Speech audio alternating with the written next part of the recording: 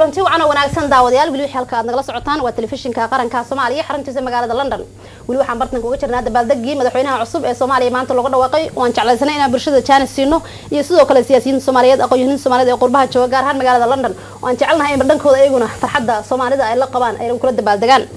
dhankayga waxaa fadhiya Maxamed Xaaji Engineer Ingiriis aan iraahdee oo ah aan wax ka barta dalka Ingiriiska jaamacad ku taal wadanka Ingiriiska wax ka barta oo barta dhanka siyaasadda dhankayga ayuu fadhiyaa insha Allah baltahniyadihiisa iyo sidoo kale soo dhaweynta oo madaxweynaha soo dhaweynaya aan jeclaana wax ka weydiiyo Maxamed Xaaji Ingiriis aad baan kugu soo dhaweynaya telefishinka qaranka walaalo marka hore waxaan jeclahay inaan ku weydiiyo maanta wixii ka dhacay magaalada Muqdisho Maxamed ahaan seebaad u aragtay maanta waxa dhacay magaalada Muqdisho waxay ahayd wax weyn oo بدلي أما سميه واحد لو يقارن سياسة عالم كبردايم شيفت وحالة جرتي حالة بدشي هي وين كوكر دسي سيدا يقاب اسمت كي يصير كسر السياسة الصومالية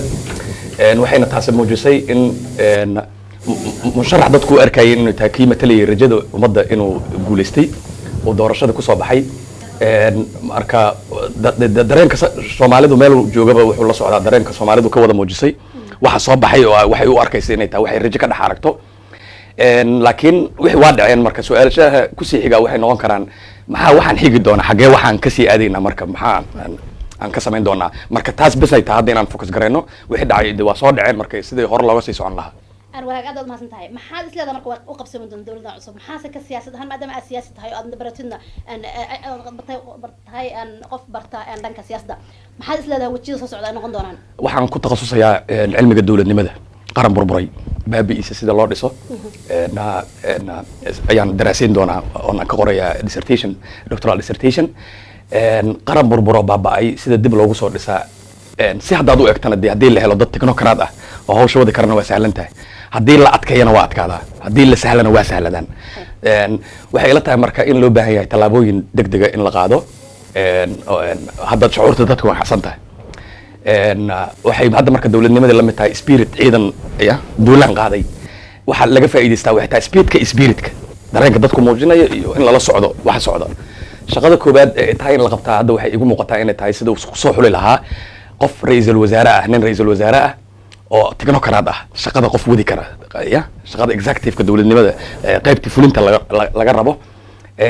xulashada ku soo xulayaana dee ay noqoto aqoontiisa iyo waarnimadiisa iyo khibradda uu leeyahay إنه المشكلة دان ديرات دبر ديرات يدول النمط اللي دسوي ودك بدن تضيع لها تنسى نصيد الله دس لها نكاسون هين قف سياسية سياسة كإيمان معمول كسياسة دينين تكنوقراطس اللي برتي إنه ها لجو يقانو كده بنصوح ولا تيم يرو كوبان أو قولي وزير ده دول النمط اللي لها بيا تاس وتاس شقوين كمركا أوسو هريتها إن لقبته وحيتها وهو شو وين تعالى سدي لا أبور لها حسلوني سياسة ده ودنك لوجا سمين لها تاسو أساس المشكلة تاجن علادها صعدة قرافك سياسي جاه يمتك قبيلة جيرة سدي مد حل نيسا ماشى لقى مرة يعني تهلا بوحي بودن لسماي دي بهشيسين إن دتك لوجا باقو يلا بدين وأفرت سنة شغلة أنا قبل هجان كيف فشل مي ماشى ومدو كوض هرت مدى لجوريجي إن دي بهشيسين دق لقاله جديدي أرنتاس فاسيليتيت جرين لها أو جوه الرأيو جديجا دي بهشيسين تيرونتا أو دستور كقرين لسماي aad ma santahay hadii soo fiiriyo dawladda hore ee Soomaaliya ka jirtay 4 sano soo hogaamisay oo hogaaminay madaxda Sheekh Maxamed waxay soo gaarsiiyeen dalka Soomaaliya meel aysan hore u joogin maadaama hore u ahaan jirnay kumeel gaar laakiin kumeel gaarka aan ka baxnay halkan soo gaarsiiyeen aad ogtahay in dalka Soomaaliya meel ay colaado ka jirto aysan jirin ama aysan jirin meel ay haystaan kooxda nabadiidka halkaasna ay soo gaarsiiyeen marka maadaama intaas la soo dhisay oo ay dhisan yihiin oo balaankii la dajiyay ee dawladnimadii ay caddahay in dawladii horena ay soo dhistay hadana meel cusub laga qabanayo meelaha ugu fudud way ka qaban doontaan maxay tahay دولة عصب. أنا وساسو هي صنوا وحنا هين ضد كي دراسين مشكلة الصومالية إن ذكر كو إيجي إن ده علم كفيرنا ست يو مايلستونز يعني واحد قرن ولا راعي كيف إيجي إن ساس ده إن إنسان هين أنا ورقنا أو سكلت هاي لكن أسرع شغلة هذا الله بوندي وإنتان شاقي إنه كيف كرو كفير صدق قفكو وصل حلا يرئيس الوزراء kow iyo tiimka uu dhisi doono kadibna shaqada la gudageli doona ay ugu horeyso in la abuuro wadankii dib wadan fragmented noqdo kala tagay hadda caawa waxaan maqlaynaa dhinacyadii siyaasadeed ee wadanka inay isku qaar kamid inay soo dhaweeyeen oo yani for example ahlu sunna wal jamaa oo 4 sano la soo dhaafay ay ku dhiiran waayeen inay la heshiiyaan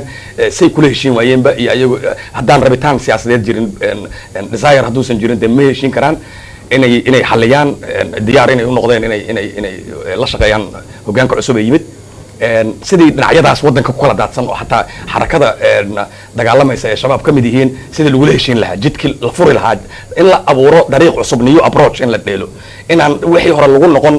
rigidka ahaa siyaasad lagu adkaysanayo aan meel laga qaadayo meel loo qaadayo aana jirin iyo heykal dawli ah oo la dhisaya jirin heykaladii dawligii oo 4 sano aan soo aragnay in laga dhigay laba qaybood ama personalization la shakhsiyadeeyey ama colonization la qabiileeyey in laga baxo oo qofka iyo dadka loo soo xuli doono inay hay'adaha dawliga horkacaan ay noqoto dad lagu soo xusho meritocracy asaga laftirkiisa maxamed cabdullaahi farmaajo intii uu ahaa ra'iisul wasaaraha nin looga bartuu ahaa inuu dad tiim adag oo mutacalimiina inuu isku hareereeyo xusho hadduu sidaas uu kusoo waday dadkuna ku taageereen waagii hore oo ah midda hadda maanta u shaqaysay uu ku shaqeeyo way socon doontaa laakiin hadduu noqdo nin tiim meel ugu xiran sidii hogaankii meesha laga bedelay oo 2 qof ama 3 qof ama nin maskaxdiisa ku shaqeynaya hawsha wataa dee waxaan arkaynaa waxay tahay 100 maalmood ugu soo horeysaba in fashil caloosha loogu dhaco وهاجا أنا أدو ما سنتي هدي أنت بقول لابنا أريد هذا كله دحنا هدي سنة جماعية كلا واجتي أما قبل ذلك اسكسو دواش أيد كلا واجتي إنه اسكسو دوا كراسي أدو لفيرية الصومالي ذا عاد مدة إن سي أوسي كلا فرنية سي أدي هذا قاعدة أن محل إسلا ذا لفسر هدي قبل لفيرية أما ديجان ذا أن الله سمي فدراليسم كمعمول ذا كتيران قابل تلا غير اسكسو دويد دون تيات ذا مدحوين هذا الدور ninkan hadda la doortay shaqo culus ah u taala shaqo weyn ay dadku horto dadku inaan fahanay dareenkooda dadku waxay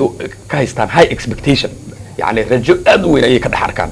رجدا بقولك بقول يمكن هذا دونه لكن وإنه حقيقي إلا بقولك بتضبط إنه كتر قال بقولك بقول سلوك كين لها لكن بقولك بتضبط إنه أتكيو ده وحين كوعد ده ما أنت ماله البلد جسوا دوي جودهان نول صومالية ماله صومالي جكتبه حكم سيد عن اللوسو دوي ومد وجوده فرح ده يدي إن تاريخ أمد الصومالية ده واحد جدا بيسي حلقي إن حرية أي جدا بيسي إنه تاكفى إيدي استعل رامرك وضد كساء وتعجيري وصن قلبي جبين إنه كفى هذا وحياة بحسن ستيف تجاه الصومالية وكدت سنتهاي وإنه كتوس علاقاته أفرت السنة اللي صار في هجان كيف فشل مي وكيف فشل مي إنه كده يرادو نعك مرة وإنه كبل لعبه دي بهشيسين إن عيادة إنه ليشيو هذا صار هذا القاعدة قاب كفدراليزم ك waxay dastuurkii waa wali waa qabyo oo yaani waa professional constitution wali referendum looma qaadin looma codayn in Soomaali federal qaadanaysay in kale inuu guddigii federalismka ku xadda dastuurka inuu magacaabo ee madaxa banaana in dib loo fiiriyo sida gobolada isku raacayaan saad ogtahay dareenka ummadda Soomaaliyeed meel ay joogtay qabto ma aha qaab ay ku qanacsantahay qaabka federaalka ee maanta wadanka jiro waxay u haystaan qaab wadamada dariska ay u qaabayeen Soomaaliya inay dawlad ku ahaato inay tahay qaabka jira hadda qaab darisku soo min guuriyo la yiraahdo building block oo wadanka la keenay oo liirsaa ku shaqeeya waxay tahay marka anaga soo jeedinteena in si kala loo fiiriyo inta si ku meel gaar dastuurka laga ansixinayo in qaarkood la isra raaciyo oo for example haddaan kugu daro anoo fikradaas ku sii kordhinay in Puntland iyo Galmudug kale la isku daro Jubaland iyo South West la isku daro banaadirtii hore la soo celiyo gobolka banaadir inta la oran jiro ah laga soo bilaabo warshiq ilaa Baraawo hal intaas inay isku noqdaan marka hore bal inta referendum laga qaadayo shacbiga la geynayo ilaa wadanka de shaqada culus u taala oo dambe midna waa short term waa mid gaaban midna waa mid dheer u taala waxay tahay aakhirka 2020 in wadanka gaarsiiyo one man monopoly yani qof cod soo ku gaarsiin doona marka waa inuu talaabooyinkan tartiib u bilaabo federalism ka xaliyo election ka meel la saaro deganaanshiga wadanka meel la saaro kooxihii kala duwan isku wada deganaa si la isugu imaado talada kale de aan soo jeedin lahaana waxay tahay inta la tartantay inuusan meel cilla ku sii deynin dadkii isbedel doonka ay la tartamay la midaysnaa inuu systemka dawladnimo soo kala geliyo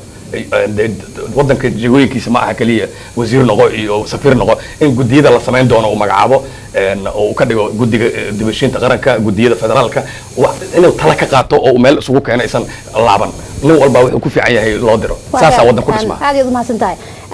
marka waxaad is leedahay hadii uu sida uu ka dhawaajisay meelahaas dhan ka fiiriyo waa xalin doona waxyaabaha ka iman kara ama dhanka siyaasadda ama dhanka federalismka haduu talada ballaariyo oo talada weyneeyo oo talada meel walba gaarsiyo oo fidiyo oo talada cid walba ka qaato oo uusan yani in yar oo kooban intay isku hareereyso talada meesha ka kaligood wax danta oo ay fuliyaan to ku fashilmi doona taas ah midda uu ku guuleysan doona waxay tahay in talada la balaariyo hal su'aal aan rabaa inaan kugu soo daro taariikhda waxay xustaa may taariikhda guud ee dawladnimada adduunyada meelaha wadamada soo koraya meelaha la xuso waxaa ka mid ah madaxweynihii Masar Maxamed Anwar Saadaat tashiga wuxuu ka gaaray inuu la tashado adeegtadiisa guriga uga shaqeeyo iyo kantimaha u jaray inuu tala weydiiyo oo yiraahdo xageen ka dhaqaaqnaa ninkan waa nin populist ah oo shacbiga ka soo dhaxbaxay inuu shacbigaas dareenkooda u tixgeliyo oo uusan meesha ku qalbi jabin isna adkeeyo oo uusan usoo yani usoo jilba jabsan kuwa u sheegi doona in ayaga kaliya soo dhiseen oo ayaga kaliya wax ka dhigeen inuusan kaliya dhageysan laakiin broadly talada in la balaariyo waa talooyinka usoo gudbinay aan aad u mahadsan tahay maadaama barnaamijkan ahaa barnaamij kooban oo kula dabaaldegaynay farxadda Soomaalidu ay qabtay ee soo dhaweynay madaxweynaha 40 dalka sii hogaami doona ugu dambeyntii si intee la shacabka Soomaaliyeed kan qurbaha jooga iyo kan dalka jooga madaxweynaha iyo xisbiyada soo dhisi doona iyo maamulada ka shaqeyn doona dalka Soomaaliyeed si seelaga sida loo shaqeeyaan kuna dardar gelinaysa in madaxweynaha iyo xisbiyada loo shaqeeyaan waxaan qabaa in loo furo dadka Soomaaliyeed ee dibadda jooga iyo kuwa gudaha jooga laba forum oo ay taladooda ku soo gudbiyaan oo ay kula taliyaan kulana hadlaan inuu dadka dhageysto oo uu taladiisa yeelo waxaan u soo jeedin lahaa inuu yeelo sidii uu yeelay madaxweyne Aadan Cabdulle Cusmaan madaxweynihii noogu horeeyay xorriyadda inuu sameeyo maalin uu shacbiga Soomaaliyeed qaabilo dadka Soomaaliyeed hal maalin isniin ha noqoto talaadaha noqoto arbaca noqoto jimco dadka Soomaaliyeed ay warqad codsi u soo qoraan madaxtooyada ninka raba madaxweynaha inuu arko haddii nin gaari gacan la ah hooyada ay isho yaanyada ku gada taxmarooyina warqad haddii soo qorato ama taleefon ay soo dirsato ay tiraahdo madaxweynaha bal in aan arkaa rabaa kalaan wada wadankan lagu fardaamiyo inuu ogaado wadanka Soomaaliyeed inuu Soomaaliya oo dhan ka wada dhaxeeyo in wadanku 27 sano in ka badan burbursanaa 30 sano haddii aan ka sii badnayn mar hore inaan burburka galnay ilaa 77kii wadan intaas dadka fragmented noqday oo dhaawacan yahay dadka haddii sensitivity-gooda inuu ilaaliyo in dadka oo dhan la wada dhageysto in xilliga qabyaaladda iyo colaadda iyo kala cararkii la isku soo dilay ee meesha ka baxdo in uu iska ilaaliyo inuu arrimo qabyaaladeed in lagu tuhmo inuu dad meel u dhiibo in iska ilaaliyo inuu la mid noqdo jidkiisana uu raaco madaxweyne Aadan Cabdulle Cusmaan oo aan lahayn nin ku qabiil ah oo uu ka dhigay wasiir nin ku qabiil ah oo uu ka dhigay safiir nin ku qabiil ah oo uu ka dhigay janan mahayna taariikhda Soomaaliya ilaa hadda inuu sifahaas yeesho oo uu ummadda Soomaaliyeed ay mid u wada noqoto saan ku sheegayna hal maalin ugu talagalo ama dibadda ka yimaado ama wadanka joogo hooyada caawad joogta tuulo Soomaaliya kamid ah ama odayga jooga ama ninka dhalinyar ee jooga ama ninka xoogsada ee jooga ama xamaaliga jooga inuu inta soo hadlo yiraahdo madaxweynaha inaan bal la fariisto la sheekaystaan raba inuu maalinta u sameeyo taasoo ummadda Soomaaliya taageeradeeda ku siyaasan kara وهجاك أن آدي iyadu mahadsan tahay adigana waxaan ku rajeynayaa inaad guulaysato insha Allah aan dadka wax dalka u baahan yahay dhalinyarada ayaad kamid tahay waan ku rajeynayaa guul insha Allah jaamacadda iyo waxbarashadaada